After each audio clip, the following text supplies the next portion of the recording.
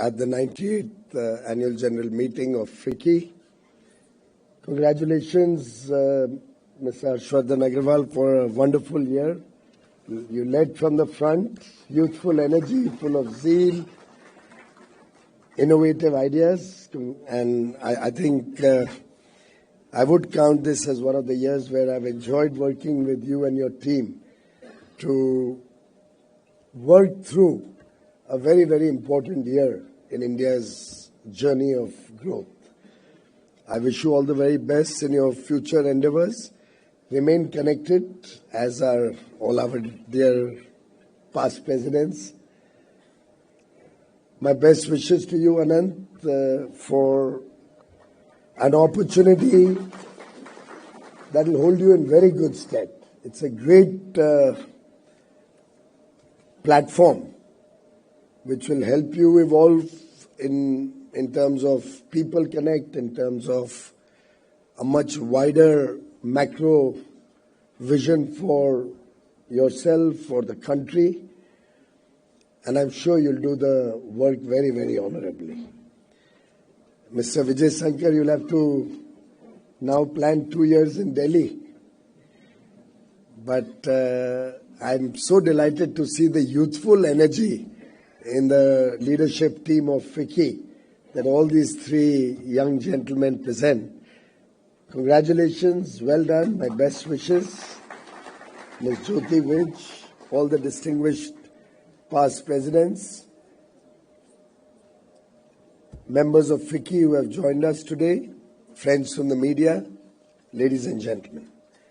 Truly delighted to be amongst all of you to celebrate 98 years of an organization that is very, very symbolic of our own independence struggle, of our own industrial forays, and the last 98 years, the very important role that FICCI has played is truly etched in record books, as we just saw while we unveiled the 100-year logo of FICCI.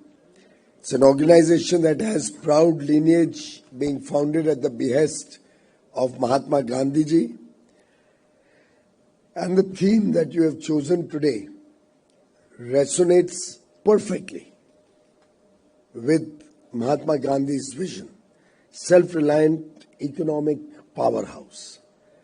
I think that's truly something that we have learned through centuries in India as a very important theme of human existence. In fact, only 2 days back, on 26th, we were celebrating Constitution Day, Samvidhan Divas. In a way, that was the first declaration that India will stand on its own feet. We'll have our own constitution. We'll decide our own destiny, our own future, our own children's well-being will be built around a constitution which, to my mind, is the best constitution anywhere in the world. And that brings strength to the India story. It's a commitment of 140 crore people, 140 crore Indians, a commitment to our sovereignty, a commitment to our self-respect, a commitment to our self-reliance that will take this country to the next level. In fact, self-reliance is nothing new. It's been in Bharat's DNA ever since history presents its records, ever since. It's been in our civilizational fabric. If I may quote from the Bhagavad Gita, chapter 6, verse 5. Even in the Bhagavad Gita, it is said, Lord Krishna says, one must elevate oneself by the self. Nobody else is going to come and tell you what's good for you, what you need to do. You yourself are the architect of your own destiny, of your own future. You know what's good or bad for you the best. Nobody else can come and teach you that.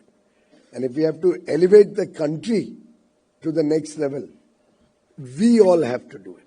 It's our collective energy that will take India to the next level. In fact, Gandhiji made Swadeshi the most important tool in his struggle for independence. It was Swadeshi and the focus on Atmanirbharta which brought the country together. And we've seen that under different leaders over the years. When Prime Minister Atal Bihari Vajpayee was in government, he took the bold decision to go nuclear as a self-defense tool for India. But that, to date, I think remains a very important lesson for all of us, that our national security has to be determined and under the control of ourselves. In fact, many other countries who did not go down the path of self-reliance and national security are facing a lot of stress today. In that same thread, Prime Minister Narendra Modi brought the vision of self-reliance through the concept of Atmanirbhar Bharat to the center of our economic progress, to the center of our thinking about what India will do. And today, Atmanirbhar Bharat has become a collective mission of all of us. Every Indian, in his own way, is contributing towards that vision, towards that journey. Modi ji had made a very telling comment once. There is only one medicine for 100 sorrows, and that is self-reliant India. We will face stress, we will have problems, we will have challenges come and go. How well we are prepared to face those challenges is going to determine our future, our success. If you see our own journey, maybe of the last 25 years, after the nuclear tests at Pokhran, we had sanctions, we had serious challenges before the nation. Nation progressed faster than ever before. From a growth rate of about 4% in 1998 that Vajpayee ji had inherited just before the Pokhran blasts, we grew the economy to over 8% growth. I think it was 8.4% in 2004. And he left behind a very strong economy, very strong fundamentals of the economy in 2004, which was even acknowledged by the then Finance Minister, Mr. Chidambaram, in his first budget speech, that he has a great platform on which he can build. History went the wrong way, that's unfortunate.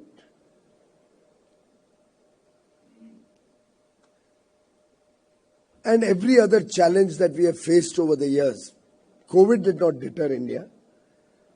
We did face severe stress, but we came out honorably. We have grown ever since as the fastest growing large economy on the planet. And therefore, your theme of today resonates very deeply with our own ideology. Of course, I was seeing your logo. Orange seems to be the flavor of the day.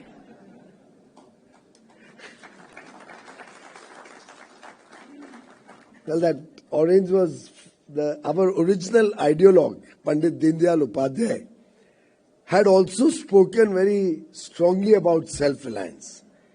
In his speech, where he articulated the vision of integral humanism, which which is a guiding principle for all of us today in government.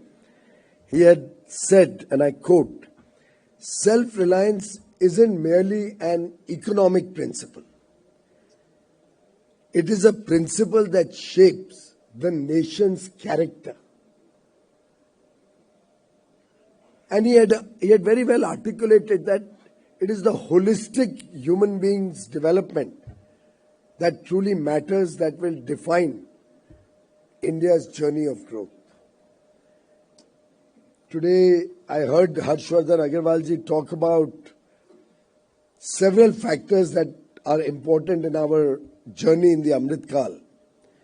Whether it's innovation, whether it's skilling, whether it's the involvement of women and youth.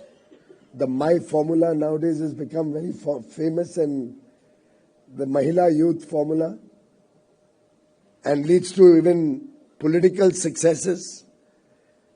In fact, there was a time when most people would think good economics doesn't make for good politics. Prime Minister Narendra Modi has changed this old thinking, this old paradigm, and proven that good economics can make for good politics also. And look at the advantages that we have. In innovation, we are most cost competitive. Our young demographic dividend, the young population of India, provides us the strength on the back of which we can truly imagine or truly plan for large-scale innovation in the country. Day before yesterday, we had the Swiss minister come to engage with us on how we can expand investments from Switzerland and the EFTA countries. I'm sure you're all aware that the four-nation EFTA bloc, as a part of the FTA, committed to invest $100 billion in FDI, which will largely be innovation, which will largely be precision manufacturing. But that innovation in India, which will be probably at 1/5 the cost they would do it in Switzerland or in Liechtenstein or in the US or in Europe, which will happen at 1/5 that cost, will also need a mindset change. Will also need all of us to be willing to get out of the old culture where we were stuck on thinking which was 30 years behind our times. I was just sharing with somebody the other day, probably we could have done our FTAs with UK and European Union and with this EFTA bloc 25 years ago, but for the fixation in our mind that we have to protect the auto industry and wines and spirits. And what were we protecting? We were protecting a mindset that was not futuristic in its thinking. That was very, very backward in its thinking. Competition always brings more efficiency, always brings more choice for the consumer. It helps us look at our competitive advantages and go forward for the good of the nation. Similarly, when we looked at different sectors of the economy, we realized that we still have a long way to go in terms of inculcating that spirit of inquiry in our youth. And I think if FICCI is taking this up as a mission, it'll really do India a lot of good. It'll really help spur growth, faster growth, greater investment in innovation, R&D. In fact, no nation has become a developed nation so far without significant investment and effort on research and development. And from the side of the government, we have come forward with several programs to support our startup ecosystem, the deep tech ecosystem, our innovation. And mind you, every rupee that we spend in innovation in India is equivalent to 5 or 7 in the Western world. So when government gives a $12 billion RDI fund, Research, Development and Innovation Fund, coupled with the private sector's own contribution to the research project, the strength of our academia and our science and technology graduates, we are looking at a maybe $150 billion R&D on a purchasing power parity basis coming out of India. But we'll have to have laws which will accept and encourage innovation in the country, which will protect scientific inventions and which will guide people around the world to look at India as their destination for R&D and innovation. I liked your point about skilling, and we have a big advantage in skilling. Most of the developed world today has an aging population problem. With an aging population, there's one other problem, very much related, and that is a very mature mind which has got used to a certain way of working and thinking. To change that mind, to adapt emerging technologies and new way of working is not easy. I mean, we can all look into our own selves. Our children adopt technology, they are very fast on the uptake compared to us. And therefore, you will find in most developed countries, gradually a large number of people are getting into social welfare, are living off social welfare. They are not able to adopt to changing times, changing technologies. With a youthful population in India, connected to the net at a very young age, with 1 billion internet users, it's one of the greatest opportunity that we have in India to have smart kids connected to the net, digitally wise, looking at what's happening around the world, experimenting with new ideas, willing to learn newer way of working. We all know that ChatGPT, second largest user base in the world, is today in India. Second largest user base. If we use applied artificial intelligence in a smart manner, we can truly transform the youth of the nation to get them engaged with the most modern of technologies and skill them very quickly. Provide that manpower to the world and have a game-changing, a very impactful presence in the world of technology, in the world of tomorrow. I run a skill development center in my constituency in Mumbai. It's just 1 year old now.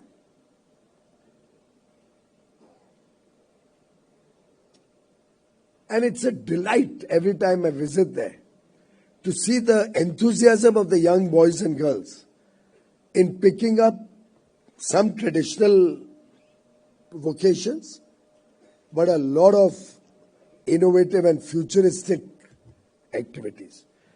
Kindle has set up a center for skilling young women in cyber security. They're young women, young girls. Believe me, most of them are coming in from either the slums or very humble background. But they pick it up so fast, 4 months or so, and they are future ready. They are ready to be absorbed in a job at 5 or 6 lakh rupees a year. Immediately. With no great past experience, no great background in the family. of high-tech work or high-tech activities. So that is an advantage if we leverage, and if FICCI takes this up as a mission, sets up skill development centers across the country in partnership with industry. This center also in Mumbai is run totally by industry. I have Blue Star there training people on refrigeration technologies.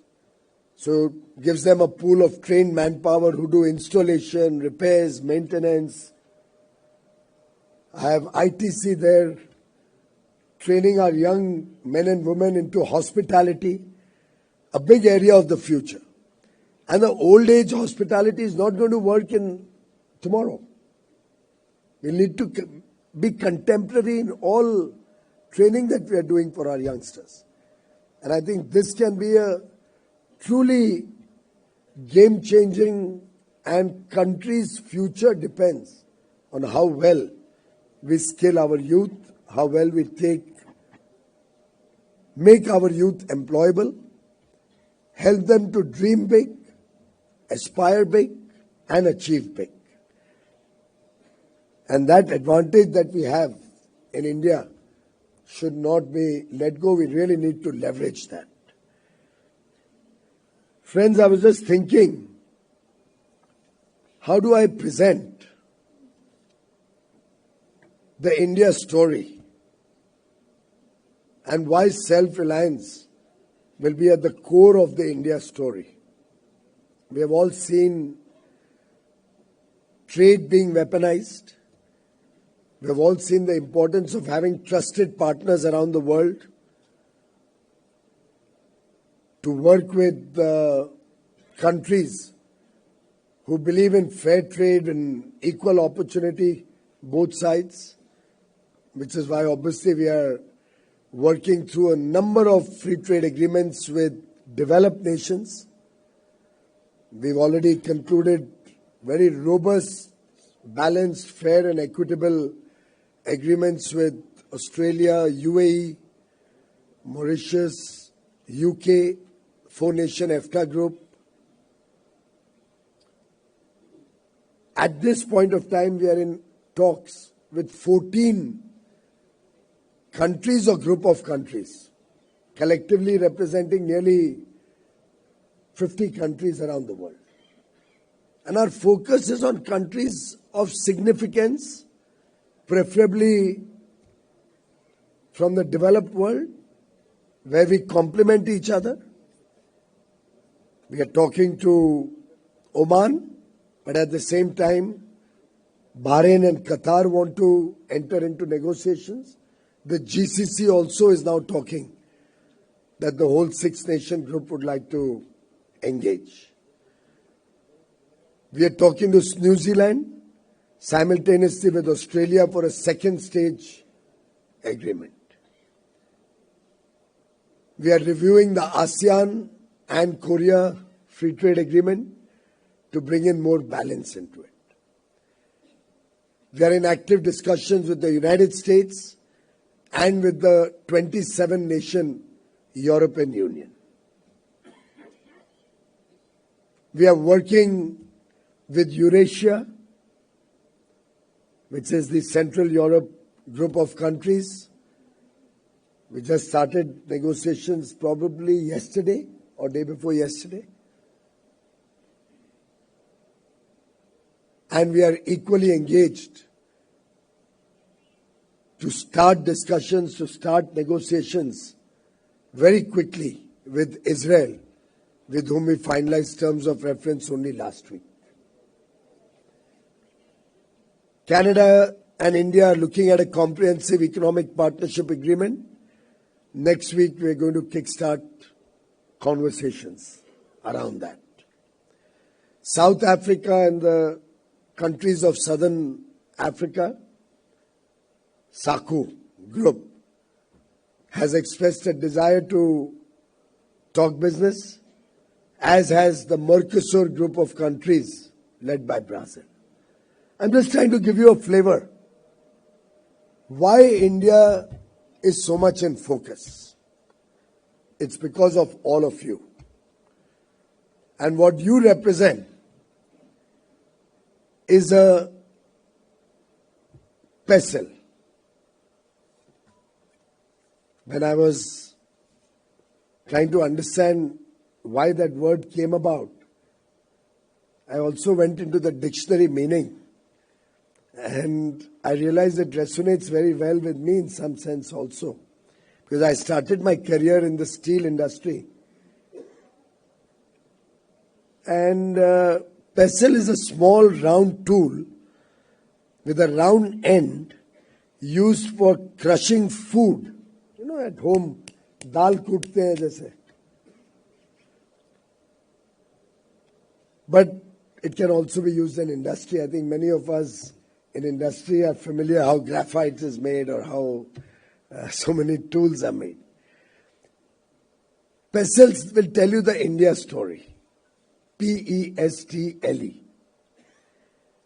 P stands for our political situation, strong, decisive leadership, stable democracy where the rule of law prevails, government policies focused on ease of doing business, reducing compliance burden, reducing paperwork, reducing interference of officials in your business life, in the common man's day-to-day life, policy to open up newer sectors to the private sector. Space was opened up, now nuclear energy has been opened up, defense has already been opened up. A government whose policies are business-friendly, people-friendly, progress-friendly and future-friendly. And apart from political stability, we've also been successful in our tax policies. Direct tax, we're comparable to the best at 25% corporate tax. 12 lakh rupees middle class, almost all out of the tax. Individuals with 12 lakh rupee income out of the tax net. You just saw the transformational GST reforms recently, and you just saw the labor reforms come out, the 4 labor codes. Collectively demonstrating a government proactive in its effort to ease regulations, yet have very robust regulatory frameworks. And therefore, political support or political enabling framework will always be important. And the people of India have not let us down. They have supported the good work Prime Minister Modi has done. Otherwise, in a day and age where governments rarely get a third term, you gave Prime Minister Modi the third opportunity to serve the country. And since then, Maharashtra, Haryana, Delhi, Bihar, see the resounding results one after the other, which encourage us also to do more. ताली तो 2 हाथ से ही बचती है ना. हमारे को भी प्रोत्साहन मिलता है, हमें भी, हमारा भी उत्साहवर्धन होता है, हमारा भी हर्षवर्धन होता है.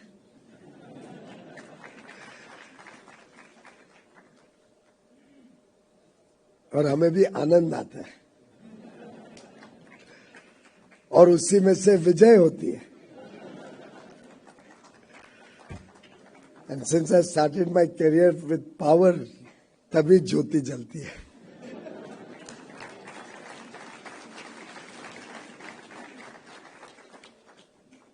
The E after P stands for economic. The economic policies. Look at our growth, fastest growing large economy, expected to be the fastest growing for many years to come. Inflation, do I need to say more? The last 10 years, we've seen the lowest decadal inflation ever in our history since independence. And of course, this year would be a very, very low inflation number. Everybody's waiting for RBI to reflect on the current inflation numbers, I believe. Interest rates today are almost at the level we had them during the Vajpayee era. So we had high interest rates up to 98. came down drastically in 99, 2000 to 2004, continuously fell, shot up like crazy from 4 to 14, and since 14 with a robust banking system in place, continuously on the decline, except in the post-COVID period where we had to control inflation through instruments of interest rate. Our unemployment rates are amongst the lowest we have ever seen. Most companies come and tell me, आदमी नहीं मिलते, कामगार नहीं मिलते, employees नहीं मिलते.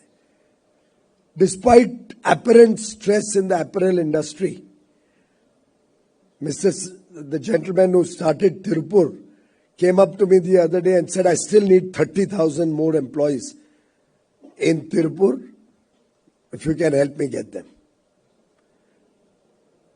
Infrastructure companies, including the ones who built this, and I hope you like this place.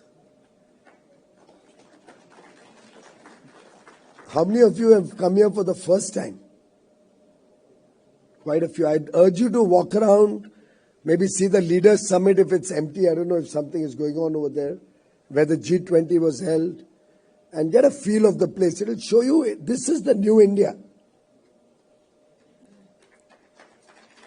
But they said they don't get workers. I used to monitor it every week. And the first question was, we need X number of people. How many worked in the project last week?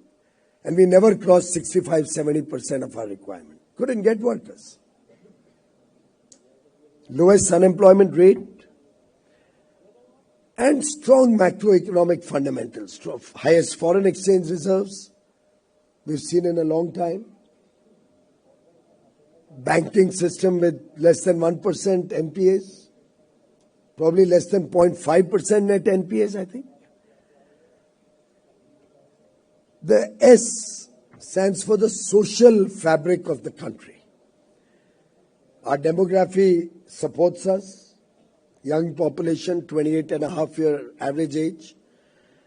India still strongly holds our cultural heritage, traditions, family value systems, which are very important for peace and harmony. Our consumer attitudes are becoming more and more modern. Lifestyles are changing. That also supports consumption story and growth. And education levels are going up. Similarly, the T standing for technological prowess of the country. As you said, we are focused on innovation. We are focused on bringing in newer and newer contemporary technologies, automation, robotics. R&D will help us with emerging technologies. We've just come out with a policy to support rare earth processing so that we become self-reliant in that. And this impact of emerging technologies on products, goods, services will help the country grow faster in the years to come. L is the legal framework. We are proud to be a democracy. The rule of law prevails.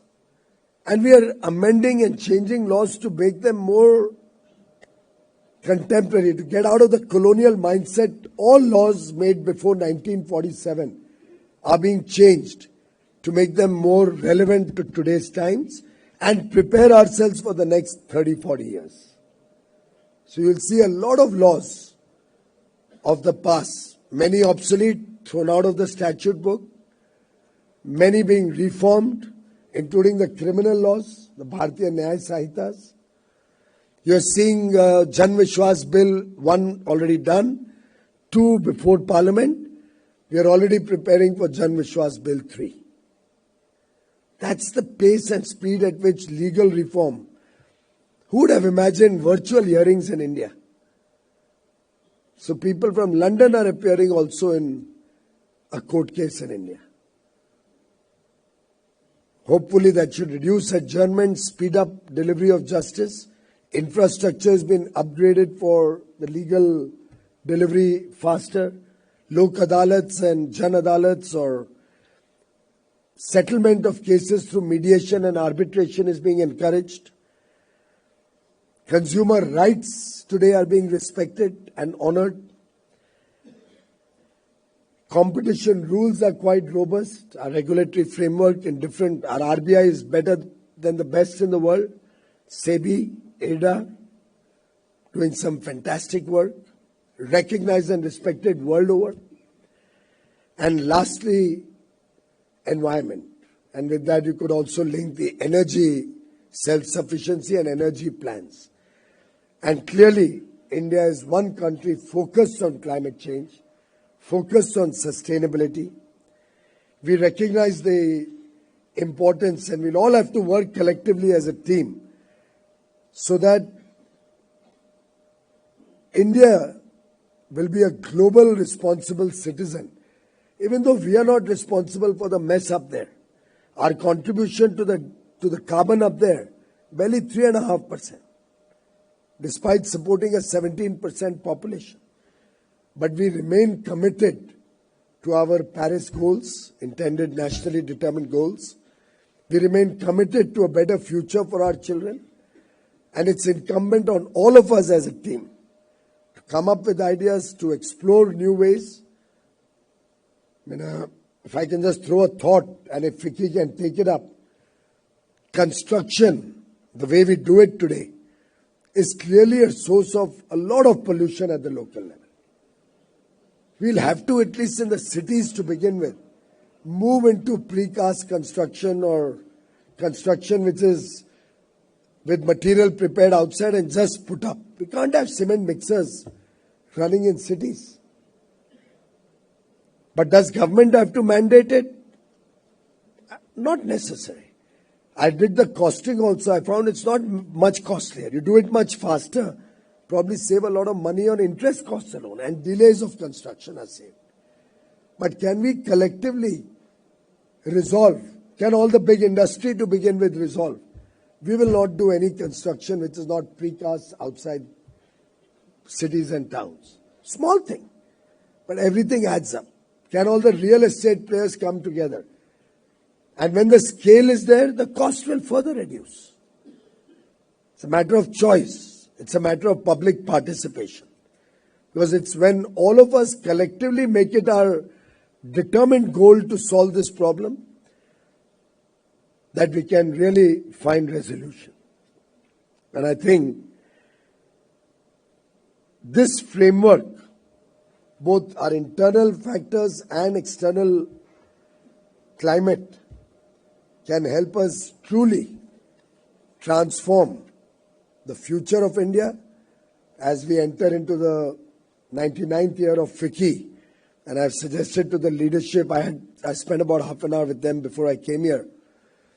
I've suggested to them that they look at FICCI becoming a global organization, look at FICCI playing a more proactive role as India integrates its economy with the world, look at FICCI becoming a harbinger of new ideas, changing the mindset of India to prepare ourselves for the next century of FICCI, and take this up as a clarion call for the future. I'm sure that FICCI's contributions, which are many in its first century, will be many-fold bigger and bolder and transformational in its second century. And their role in nation building will help us achieve transformational results in the journey towards Viksit Bharat 2047. Thank you very much, ladies and gentlemen.